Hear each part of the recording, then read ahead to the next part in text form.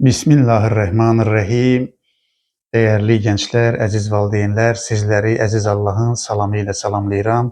Allahın xeyri, bərəkəti, salamı, afiyeti sizin üzərinizə olsun.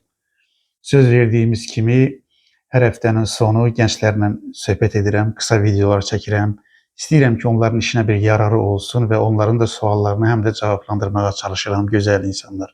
Bugünkü videomda mən bir tələbəmizin, bir gəncimizin mənə yönləndirdiyi suala cavab olaraq bu videonu hazırladım. İnanıram ki, sizin işinizə yarayacaq və mənə də buna görə dua edəcəksiniz, gözəl insanlar.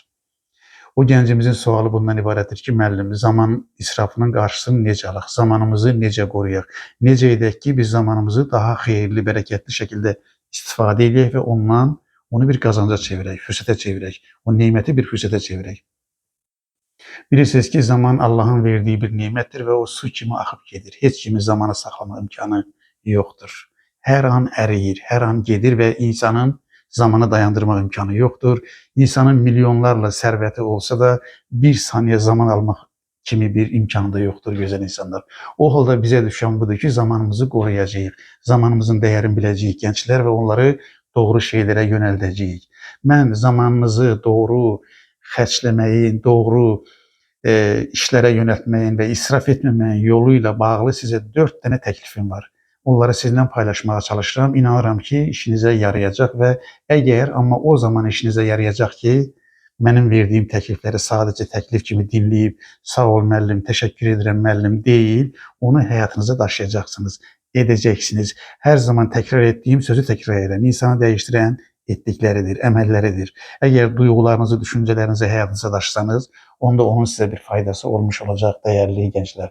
Birinci təklifim budur ki, əgər istəyirsinizsə ki, zamanınızı qoruyasınız, zamanınızı israf etməyəsiniz, kiminsə sizin zamanınızı çalmasına izin verməyəsiniz. Əgər bunu istəyirsinizsə, birinci şərt budur. Diqqət, zamana əmanət kimi baxacaqsınız. Yəni, həyatda hər şey əmanətdir. Belə bir şuura sahib olacaqsınız ki, həyatda hər şey əmanətdir. Zaman da Allahın verdiyi bir əmanətdir. Allah sizə bir ömür verib.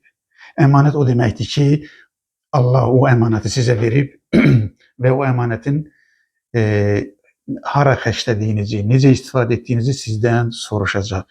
Yəni, ey gənc, ey insan, sənə bu qədər ömür verdim. Ömür əmanətdir, ömür zaman əmanətdir, Allahın əmanətidir.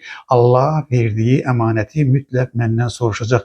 Şuuruna sahib olsanız, yəni zaman əmanətdir, Allahın əmanətidir, şuuruna sahib olsanız, əsla zaman israf olmaz.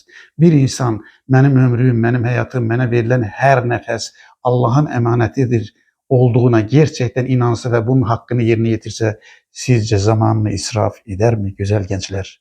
Edərmi sizcə? İkinci ölçüm budur. Məsuliyyət deyirəm. Birinci əmanət, ikinci məsuliyyətdir. Yəni, bir gəncin mənə görə böyüdüyün əlamətinin biri budur. O, öz həyatının məsuliyyətini üzərinə götürür, yoxsa yox. Əgər siz həyatınızın məsuliyyətini üzərinizə götürürsünüzsə, bu həyat mənə aiddir və bunun məsuliyyəti mənə aiddir. Mənim edəcəyim işlər və onu var və onu mən edəcəm deyirsinizsə, elə bir şuurunuz varsa, məsuliyyət şuuru insanı zaman israfından qoruyar. Baxın, məsuliyyət anlayışınız dəyişməsə, zaman anlayışınız dəyişməyəcək. Əgər mənə desəniz ki, müəllim, uğurun sirri nədir, başarının sirri nədir, mən deyirəm, məsuliyyəti yüklənməkdir. Bir gənc məsuliyyətini yüklənərsə, başarı gələcək, əmin olun buna. Öncə kim qarşısında məsuliyyət daşıyırsınız? Öncə öz həyatınızın məsuliyyəti sizə aiddir. Öncə özünüzə qarşı məsuliyyət daşıyırsınız. O məsuliyyətin də ən böyüyü nədir? Allahın sizə verdiyi imkanları gerçəkləşdirmək, potensiyaları üzə çıxarmaq. Ondan sonra ailəniz qarşısında, atanız qarşısında, ananız qarşısında, məsul olduğunuz insanlar qarşısında, yaşadığınız ölkə qarşısında və siz bir insansınız, insanlıq qarşısında da məsuliyyət daşıyırsınız. Yəni, xeyri, bərəkəti, ədaləti, dostluğu çoxaltmaq da sizin məsuliyyətinizin sınırının içərisində girir. Amma öncə mərkəzə özünüzü qoyacaqsınız. Əgər bir insanda məsuliyyət şuuru varsa, öz həyatının məsuliyyətini öz üzərinə götürübsə, bu həyat mənimdir və məni gerçəkləşdirmək, özümü gerçəkləşdirməyin məsuliyyəti də mənə aid deyirsə, o əsla zamanını israf etməyəcək. Üçüncü sizə verəcəyim ölçü hədəfdir, gözəl insanlar. İnsanlar zamanını nəyə görə israf edirlər? Çünki hədəfləri yoxdur. Bax, hədəf insanı qoruyar, enerjisini səfərbər edər, vaxtını doğru, dəqiq yönləndirməyə sövq edər bizi, gözəl insanlar. Burada bir şey deyim ki, dəyərli gənclər, Hedef değişmeyen bir şey değildi.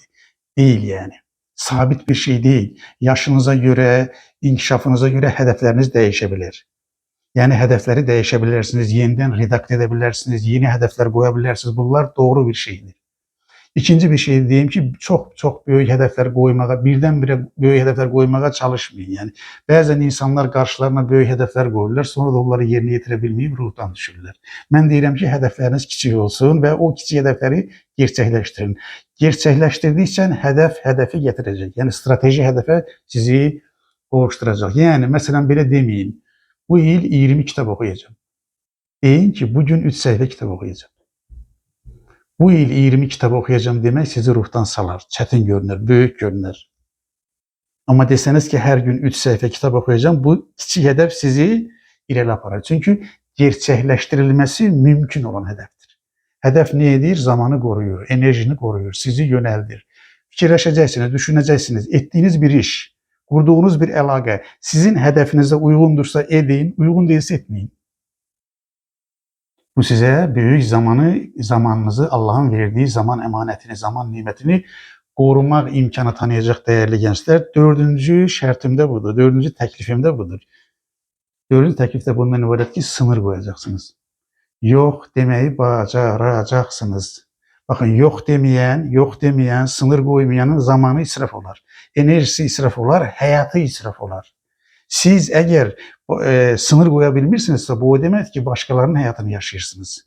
Sınır koymak araya divar örmek demek değildir. Sağlam münasebet kurmaktır.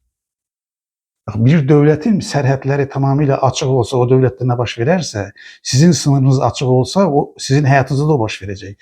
Devlet nedir? Başka devletlerin arasında sınır koymur. Gömrük postları düzeldir. Yani sağlam münasebet düzeldir. Yani gömrükten keçirir, yani yoxlayır, yani test edir. Ölkəsi üçün təhlükəli bir şey varsa onu geri qaytarır. Bakın sınır budur. Siz de sınır koymasanız asla vaxtınıza nəzarət edə bilməzsiniz. Yani sizin hedefinize, sizin işinize, sizin planlarınıza, bakın planlı çalışmak da çok önemli bir şeydir. Uygun olmayan her şeye yok diyeceksiniz. Deməli bu videomda ben size 4 önemli temel söyledim ki zamanınızı necə koruyup necə doğru işlere yöneltebileceksiniz. Onun birincisi nedir güzel insanlar? Zamana emanet gibi bakacaksınız. Zamana Allah'ın emaneti kimi bakan, Allah verdiği zamanın hesabını məndən soruşacak diyen zamanını koruyar. 2. Məsuliyyətinizi yüklənəcəksiniz. Sizin hayatınızın məsuliyyəti sizə aittir. 3. Hedefiniz olacak. Yani özünüzü gerçekleştireceksiniz. Hedef israftan koruyar. 4. Sınır koyacaksınız. Yok diyeceksiniz ki ne ki size ait değil, sizin önünüzde manidir. Sizin enerjinizi alır, sizin vaktinizi alır, sizin planlarınızı gerçekleştirmeye mani olan her şeye yok diyeceksiniz. Bakın dikkat edin, yok demek sizin büyüdüğünüzün alametidir. Bebeler küserler, büyüyenler itiraz ederler. Biz gençsinizse küsmek dövrü çoktan geçip siz itiraz edeceksiniz. Bebeler küserler, büyüyenler itiraz ederler. Büyüyenler hayatının məsuliyyətini üzerine götürür. Büyüyen adamın əlamətinin biri budur, sınır koyar. Ona lazım olmayan, onun işlerine mani olan her şeye yok der. Size güzel, yani zamana emanet kimi baxmağı, məsuliyyətinizi yüklənməyi, karşınıza doğru, sağlam, gerçekleştirebileceğiniz, sizin fitrətinize uygun hedefler koymağı ve sınır koymağı öğrenmeyi arzulayıram. Əziz Allah ömrünüze bereket versin.